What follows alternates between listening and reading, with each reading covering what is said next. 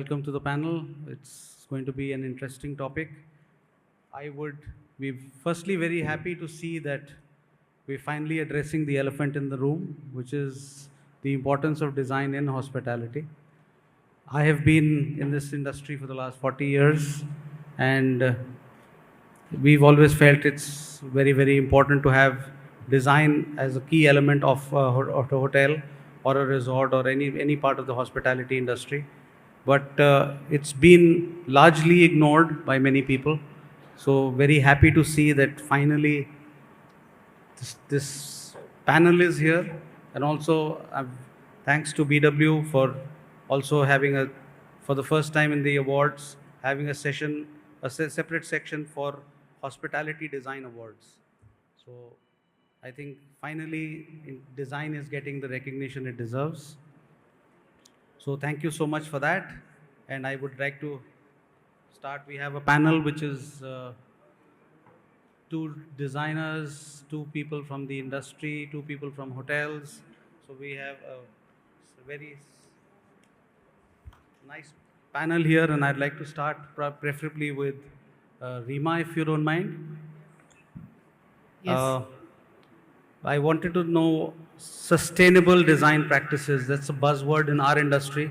I am happy to see it's becoming a buzzword in your industry too. What exactly do you understand by sustainable design practices? How is it affecting the hotel design industry? And what are the ways forward for here? See, sustainability is what we hear actually nowadays. So being part of the DTS and in Accor, we have various initiatives. I mean, sustainability, which is known to everybody. But at Accor, we take a very collective approach to sustainability, which is not just at a superficial layer, right? Because we always talk about sustainability when things are already done, right? HVAC, dashboard, and all of it. But in Accor, with our upcoming projects, we take a very collective approach in which not just putting it together at a last layer, but we design the entire hotel thinking about sustainable measures, which means when you have the basics right, only then you can build it further. And taking inspiration from our heritage, like India was always sustainable, we always had sustainable buildings, taking the count of air, the count of light, and how you can position your architecture to be more sustainable. So that is actually the first step, and then building it further to the next layer, like HVAC, like MEP services, and then to the design, having those materials which are more sustainable and which are more local, and then also integrating it to the operational level, like how we can not just have a product which is beautiful and sustainable, but also can support operations, and operationally how we can deliver that to the guest. So in a nutshell, 3 E's we stand for: be efficient, design and planning, effective operations, and empowering local culture and society. So that's basically sustainability for us. And which initiatives have you think are most promising amongst whatever you've tried so far? See, biophilic is, of course, is quite promising, I think, because that also not just the sustainable, but also the inward kind of experience which you create, being close to the nature, and then affects your circadian levels and all of it. So there is a whole science to it. And No Hotel Panchim is actually a good example, which got open last month. And there we have a live facade, which is more inspired by biophilic design and creating microclimate for the hotel. So, sustainability is an ocean of ideas and conversation these days. And I was actually very intrigued by what I saw on the table here in the room yesterday. They were beetroot crisps. I don't know if anybody noticed or had them, but I enjoyed them. They were at the table. So for me, sustainability is trying to convince my clients and owners that your beetroot crisp is better than having your samosa. Because a lot of clients, love their samosas with the aloo in it. So how do you convince a client to take the better step? So, when we know that air-fried beetroot crisp is perhaps more nutritious. It has less calories over a samosa. But how do you do that in design that is so complex? So you have to partner with vendors and contractors in a way that you can project out certain measurable values that can convince your client to take the right steps for a project. So, in the end, if you can't have measurability, there is no way you can convince and have a convincing argument. So those are some of the things that we try and delve into so that our clients can make informed decisions as architects and designers. And as a designer, how do you balance the functionality of your design with an aesthetic appeal? There's a contradiction there, so... Yeah, so as architects, we are trained primarily to do this. So functionality is going to provide a space the practical usability.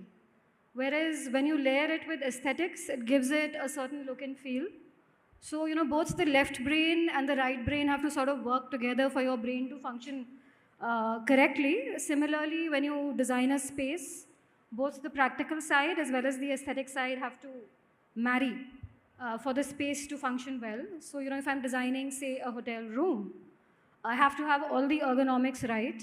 I have to have the bed mattress at the correct height from 550 to 600 mm. We can argue about the 50 mm there. My side tables have to be slightly lower.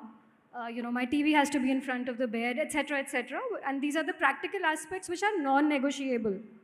But if it's too high on just practicality and very low on aesthetics, then it will provide, a more bench-like experience and might not provide the right comfort levels in terms of the kind of nature of space that you're providing. So, having your left and right sides balanced is what we as designers are trained to do. And as we solve the various layers of design, we are able to marry these two very well to create and provide a space what it deserves, it should have. Jaskaran, as one of the leaders of hospitality design in India, what are your comments on it? Aesthetics versus functionality. I think if a place doesn't have the right, if I may say so, the level of aesthetics, it will have to be brought down very quickly. And there goes your sustainability. If you look at, I enjoy history a bit more than the average guy perhaps. So I love thinking about these older grand hotels which came up in the colonial period. The Taj Palace in Bombay, the Cecil in Shimla, the Grand Hotel in Calcutta. Had it been an ordinary hotel, probably would have been pulled down 3 times, 4 times and built over and over again on the same piece of plot. But having a building which is standing over there for 100+ years, for me, that's also a remarkable example of sustainability. Rajat, can I get you in now and ask how does functionality and aesthetics work with you as a consultant?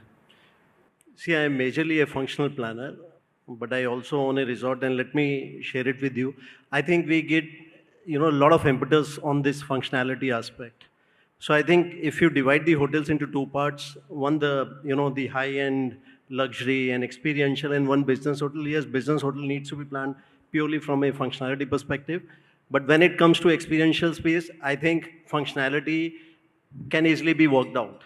We give too much impetus on functionality. Believe you me, instead of putting so much of efforts in the physical property of experiences, if we train our staff, even if 2 minutes delay in tea comes in or a pakoda comes in, doesn't matter.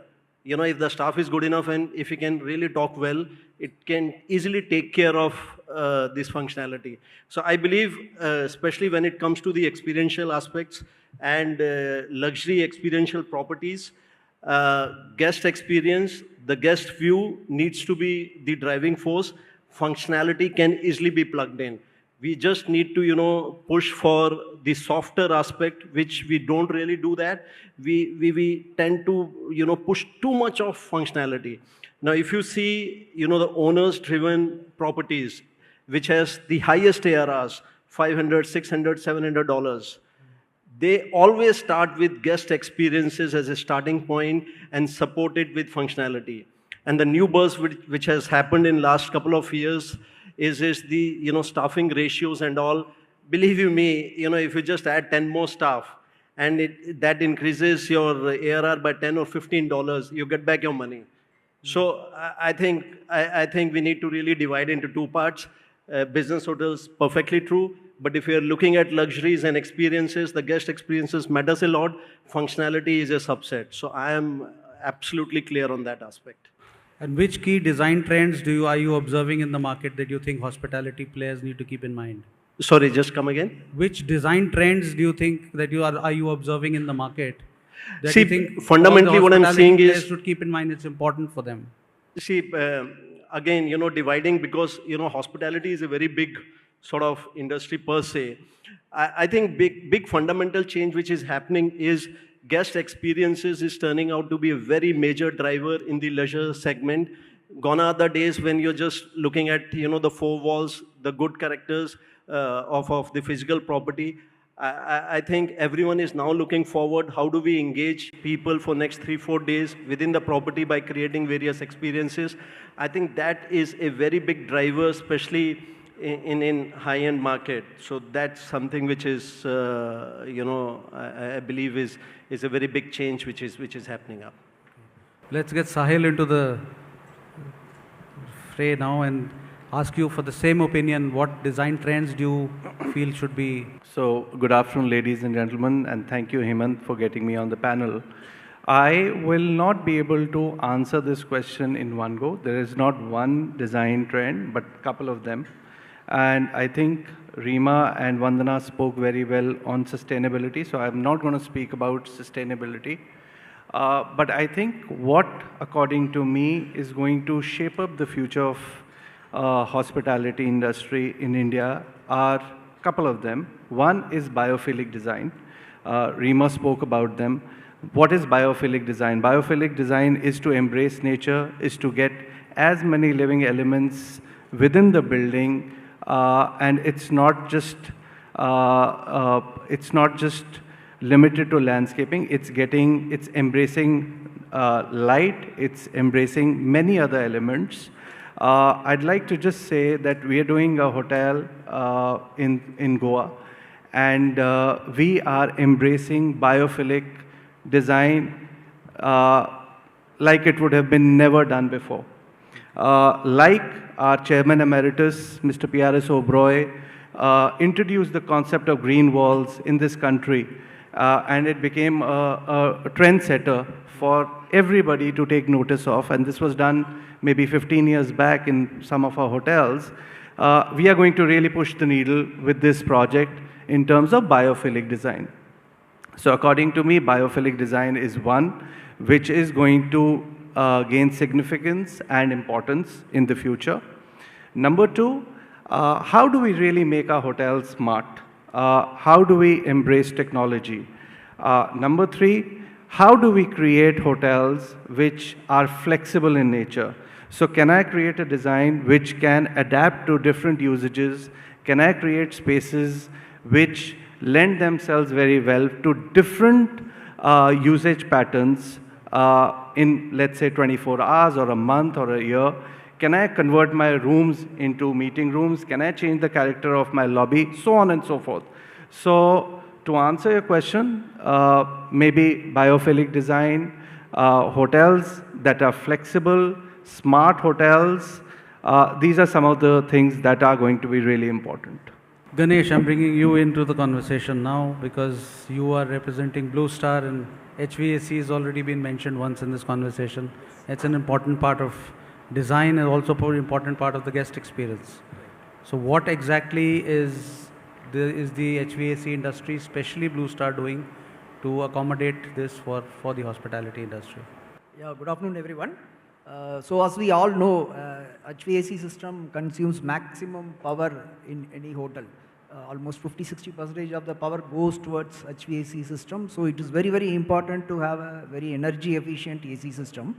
So we always develop, last 3-4 years, we use the latest technology. We develop all systems with inverter based, variable speed based system, a variable speed compressor based system. So when we say energy efficient system, there are many types of hotels. It is not only a big 1,000-room plus hotel. There are medium-sized hotels. There are small hotels. And there are also various spaces within the hotel. There is a lobby, restaurant, other than rooms. There are other places also. For each and every space, we have different types of AC, which will be very, very energy efficient. So another important thing when we talk about energy efficiency, this summer we experienced in Delhi. The temperatures were around 40, 45, almost for 1 month, which we never experienced earlier. So it should not be at the compromise of cooling. So there has to be a sufficient cooling irrespective of any climatic conditions. At the same time, the AC system should be energy efficient. We also see developments of tier 2, tier 3 cities. There are hotels coming up in small cities also. It need not be a big cities. And when we go for some sophistication, it should be managed in a small cities also.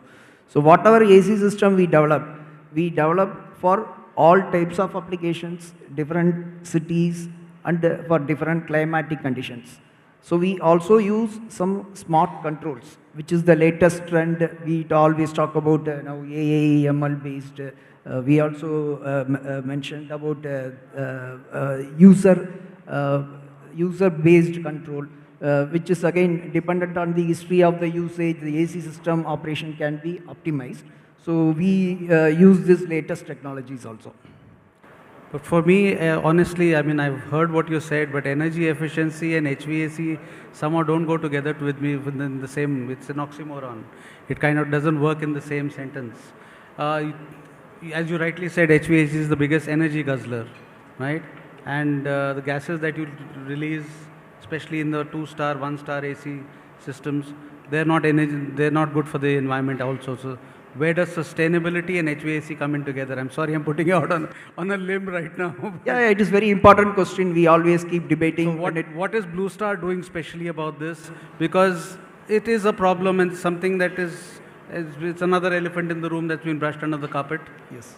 What are we doing about this? So that's what I was telling. It is not like for one space. There are different spaces. There are different types of HVAC product. There are big chillers up to 1,000 ton capacity. There are VRF systems.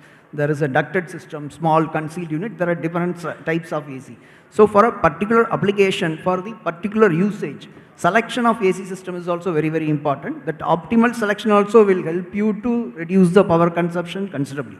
I'm going to be a little controversial here. The trouble is selection of AC system is reliant on the cost of that system. Yes. The more energy efficient it is, the costlier it is. Yes. And we all already know that the owners of hotels are not wanting to spend that kind of money as the hotel chains would like them to spend. And that's a constant fight that as designers we face all the time. So as I was highlighting, when we design a system, we design in such a way that the AC system is efficient and also cost effective, which performs at very high ambient temperature. Actually, our selection is very optimal. You can see our VRF system here. It is rated for 43 degrees. So up to 43 degrees, there is no deration. So if your selection can be optimal, your cost of AC system will definitely come down. So what I am trying to tell, if we select the AC system properly, that can bring down the project cost considerably. So on a lighter note, they'll increase their prices by 30-40% to save 0.001%. That's their sustainability. I wasn't wanting to go there, but... So, Hemant, are you categorizing air conditioning as a necessary evil or just as an evil? It's a necessary evil. Okay, thank God. Cannot be avoided with this climatic conditions. With the temperature change and the climate changing and Delhi reaching 50 degrees and maybe more, you need an AC. You can't do without it also. But actually, apart from hospitality, it is air conditioning because of which so many service sector industries have become possible in our country. If there has to be one invention, perhaps to which we can attribute why we have been able to, let's say, overcome our geographical disadvantage of temperature, humidity, is actually because of air conditioning. Europe was gifted with good temperature and heating is much easier than compared to cooling.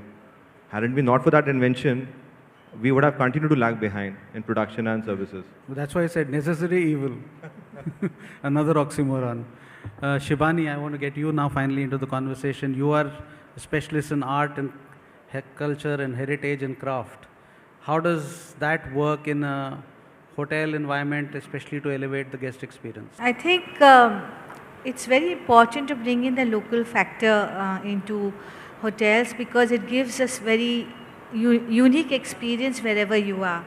If you start bringing in the local arts, the local crafts and provide an experience that is special, it certainly creates a sense of uniqueness about the property.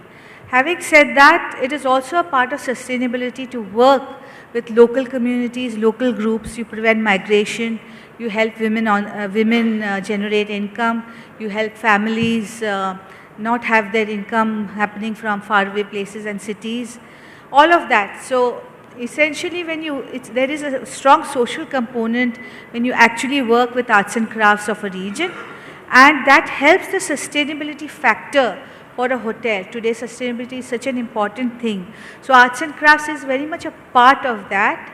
But having said that, the context of arts and crafts needs to change. I feel that in today's time, it cannot be what it was and how it was perceived and how it has been for, say, the few decades. So it needs to change to map the demands and then map the kind of environment or spaces that we are creating today.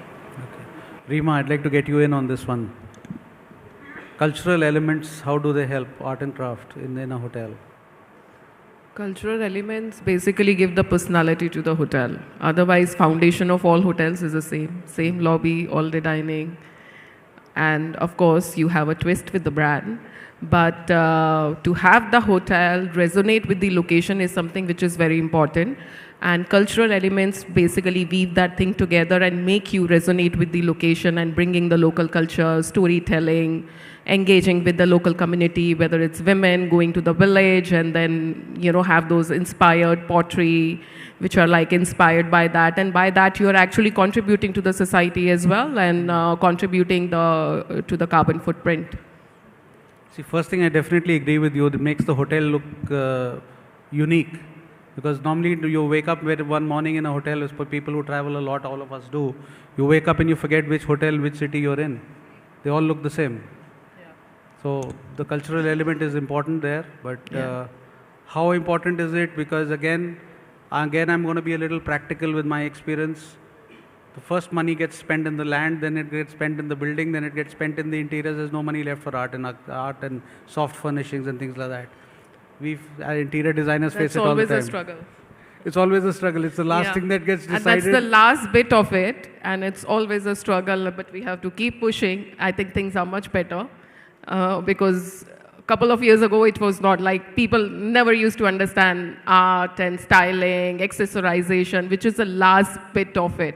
Yeah. And yet it is one of the most visible things that happen once the hotel is up. The most visible, absolutely. Yeah. The first thing you see is the art and the installations and the sculptures and everything else, and there's no money left for it. Yeah. Interior designers face it all the time. Jaskaran, you were picked up. I just thought, actually, if the building hasn't come out well, it's a stronger case for putting up good art. If it's come out well, unfortunately, people become too satisfied too soon. But Jaskaran, since you were on the topic, I wanted to ask you one more thing. Since you have a lot of experience with international trends also in design, how do they affect and what can be done where we can incorporate international trends and yet have some uniqueness which is, Indian? I think I'm more drawn towards things which I feel more connected to. So one thing which I feel that has perhaps initiated a little sooner outside of our country and now it's gathering momentum in our country is something very similar to what we all just said, hotels having a soul and a story to tell. I think the initial hotels which came up had great personalities and of course they had the land and the budget to do so. And as the land parcels went down, unfortunately the scale of ideas also went down, which shouldn't have been the case. The ideas can still be grand. It's not to say that a short story cannot be a good story. So, but personally, I see that re-emerging. There are quite a few hotels which have come up, maybe a couple of brands which have come up, which are focusing on creating unique stories, which are not just through art, but the entire building and the experience itself. It captures the entire city and the location and the culture and the thought and the philosophy behind that place. I think postcard hotels, I think they're very good in that regard. They're coming up really well. I love Soho in Bombay for that matter. It's a good example. It's a business hotel of sorts, but has a great character, great personality. Outside of our country, I think Citizen M has made a great start. But small sizes of hotels, but I'm sure the experience. So basically, the experience has to be memorable. It cannot fade away from your memory. Otherwise, there's no point in making a hotel. Indigo by IIG, which has come up with quite a few hotels. Those, of course, have, I'm sure, I haven't visited one of those, but whatever images I've seen, I'm sure they'll leave a lasting impression. So I think that's something, medium-sized and small-sized hotels, which can create a lasting impression, is what I'm really looking forward to. Okay, another controversial question to the panel. Art and craft is important. We need to bring in art and craft into the hotel, into the property. But does the art and craft have to be local, or can it be from anywhere? I have a complaint, for example, that I won't take names, but I've seen a Jaipur palace in Goa. Made no sense to me. Why would you go to Goa and create a Jaipur palace, or go to say Jaipur, for example, create Goan villas or a Spanish hacienda? Doesn't make sense, but people are doing it. Does the designers or any of the panelists have a comment on that? I'd like to say something. Basically, the context of authenticity is actually a context. Today, what we consider as authentic is necessarily not what was considered as authentic, say, 100 years ago. And that is because, artisans are constantly looking at what is around them. So what is authenticity? Authenticity is bringing in the geographical elements, bringing in the natural elements, bringing in the inspirations from what you see around you. Now the world is changing, all of us are changing, we are all going global. So why not the artisans? Why not give them the liberty? We work with them, we work with their skills, but at the same time, we give them the liberty to open their minds and take inspiration from across the globe if they want to. But at the same time, the skill that they possess is something that is valuable and will continue to hold a very strong dictionary or a very strong grammar of its own. Any of the panel has a contrary view to that? Because I definitely do. I don't have a contrary view, and I've noticed a lot of what you are saying, that there will be out of context designs in places which have very strong character. But I am, trying to convince myself as well on the same, and there are a lot of asks from owners as well, that perhaps design is also a function of demand, which we, don't inherently acknowledge, but there are trends that we as trained designers don't necessarily believe in, but customers want to see certain kinds of things at certain times. So it's perhaps because of that there is a Spanish hacienda in Goa, or a Goan village in Gurgaon, or a Jaipur village in I don't know, in the south. So it could just be because there is enough of contextual design already that people are looking for change. So I'm trying to justify it from another angle, but I mean, given a chance and given a choice, I would like to remain, I would like to honor the local story and stay very connected. I mean, a couple of examples I had was that if you go to Goa and you see, for example, the Grand Hyatt, it's built like a old Portuguese palace, which is perfectly fine. Now you take that exact building and put it somewhere in the middle of, say, Rajasthan, it doesn't make sense. Geographically, it doesn't make sense. Even structurally, it doesn't make sense, but it's there. So, I have a problem with that. If I can add that, there's a fine balance somewhere between that which is authentic and local to that which is inspired by international elements. I also want to give the example of, say, a place like IIID-DRC. Now, we have used local crafts over there, but the inspiration is a pine forest. And the pine forest can be anywhere, right? It can be in Switzerland for all you know. So, I mean, it is inspired by the local pine forest, the Himalayan pine forest. But it doesn't look like traditional craft. But I think it draws a nice balance between the artisan thinking and skills as well as good modern design. Yeah. I've been to that hotel. It's modernized the design, but it's not taken another geographical location and taking that design here. That's what I was trying to say. Now I bring Rajat back into the conversation, and I wanted to ask you, since we are on design, how does effective architectural design contribute to operational efficiency? You're the expert on that, operations. See, there are only, once the hotel starts working, the only two controllable cost is energy and the staffing. There's no other third one. The third one, if you're trying to control, is basically cutting corners somewhere. See, energy Ganesh is taken out of the picture. Yeah. So that 30% increase to save, 1%, so that's something. So anyway, these two are a subset of how importance of operational design during the initial stage has been. So you can really make out, and Zubin is here, who always busy with the figures and all. He knows only two things which is controllable and which is as high as almost 30% of your top line, and both of them is a subset of your design. So this is as important as operational efficiency. So the wishful thinking could be X, Y, and Z. But especially for business hotels, the budget hotels, and all those things, if it is not very efficient, then definitely the bottom line is definitely going to get affected. So both needs to be very, very condensed as much as possible, if not more of the highest, but especially for the budgets, the business hotels, there cannot be any wrong about it. If you have multiple kitchens, you have some places you have 5 restaurants, you have 5 kitchens. In some places you have one kitchen connected to 5 restaurants. So it's no brainer, you end up saving money in the second option, but you end up giving away your profits in the first one. Again, Sahil, I'd like to get you in also for that. How does technology play a role in your design approach? I'd like to broaden the horizon and discuss technology not only in terms of design, but hotels in general. Let me state a few examples.